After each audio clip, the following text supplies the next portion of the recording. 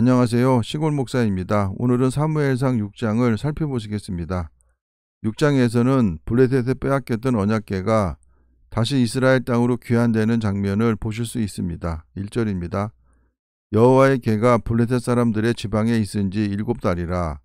블레셋 사람들이 제사장들과 복술자들을 불러서 이르되 우리가 여호와의 궤를 어떻게 할까? 그것을 어떻게 그 있던 곳으로 보낼 것인지 우리에게 가르치라. 그들이 이르되 이스라엘 신의 궤를 보내려거든 거저 보내지 말고 그에게 속건제를 드려야 할지니라.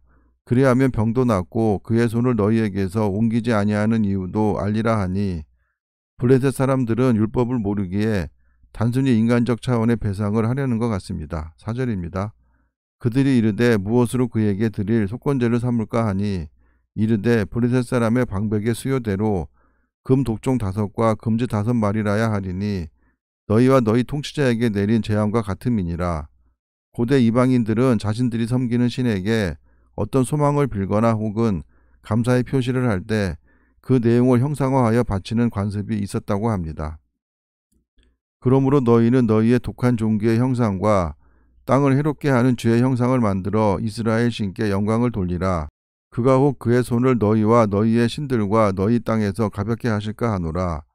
배상 예물로 말미암아 하나님의 진노가 가라앉기를 기대하고 있습니다. 6절입니다.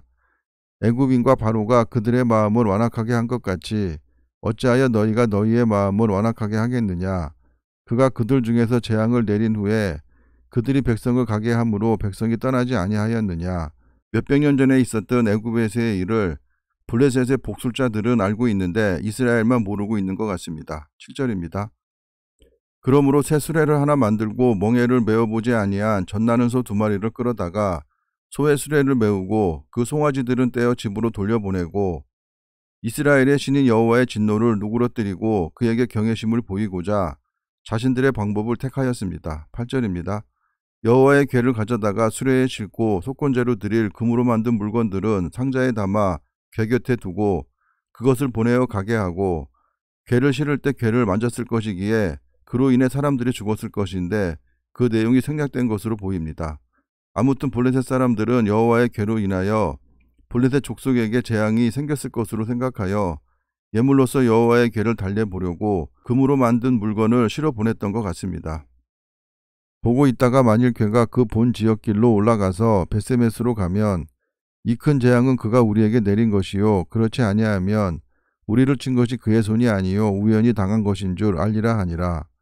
그 사람들이 그같이 하여 젖나는 소 2를 끌어다가 수레를 메우고 송아지들은 집에 가두고 여호와의 궤와 및 금지와 그들의 독종의 형상을 담은 상자를 수레 위에 실으니, 암소가 벳세메스 길로 바로 행하여 대로로 가며 갈대에 울고 좌우로 치우치지 아니하였고 블레셋 방백들은 벳세메스 경계선까지 따라가니라. 암소가 운 것은 새끼와 떨어지지 않으려는 모성적 본능 때문일 것이고, 블레셋 방백들이 따라간 것은 만약에 돌발 사태에 신속히 대처하기 위함과 재앙의 원인을 직접 확인하기 위함으로 보입니다. 13절입니다. 벳세메스 사람들이 골짜기에서 밀을 베다가 눈을 들어 궤를 보고 그 본 것을 기뻐하더니, 밀을 베는 시기는 양력으로 5월에서 6월경입니다. 14절입니다. 수레가 벳세메스 사람 여호수아의 밭 큰 돌이 있는 곳에 이르러 선지라.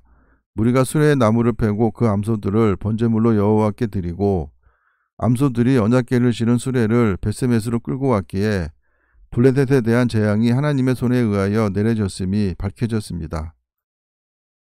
레이인은 여호와의 궤와 그 궤와 함께 있는 금 보물 담긴 상자를 내려다가 큰 돌 위에 두매 그날의 벳세메스 사람들이 여호와께 번제와 다른 제사를 드리니라. 다른 제사는 화목제를 말하는 것입니다. 16절입니다. 블레셋 5 방백이 이것을 보고 그날의 에그론으로 돌아갔더라.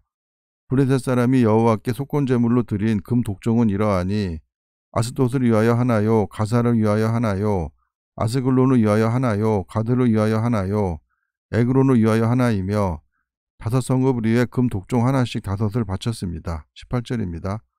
드린 바 금지들은 견고한 성읍에서부터 시골의 마을에까지, 그리고 사람들이 여호와의 궤를 큰 돌에 이르기까지 5 방백들에게 속한 블레셋 사람들의 모든 성읍들의 수대로였더라. 그 돌은 벳세메스 사람 여호수아의 밭에 오늘까지 있더라.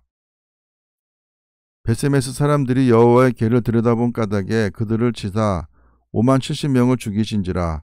여호와께서 백성을 쳐서 크게 살육하셨으므로 백성이 슬피 울었더라.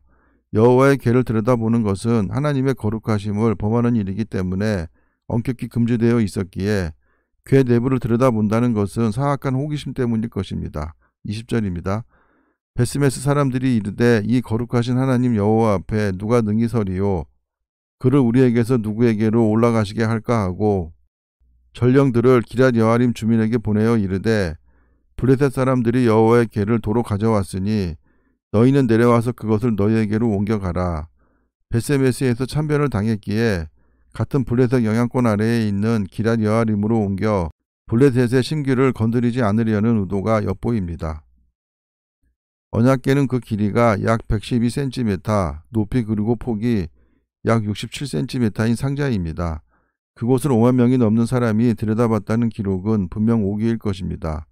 그리고 당시 베세메스에 5만 명이 거주할 수가 없기에 더욱 그러할 것입니다.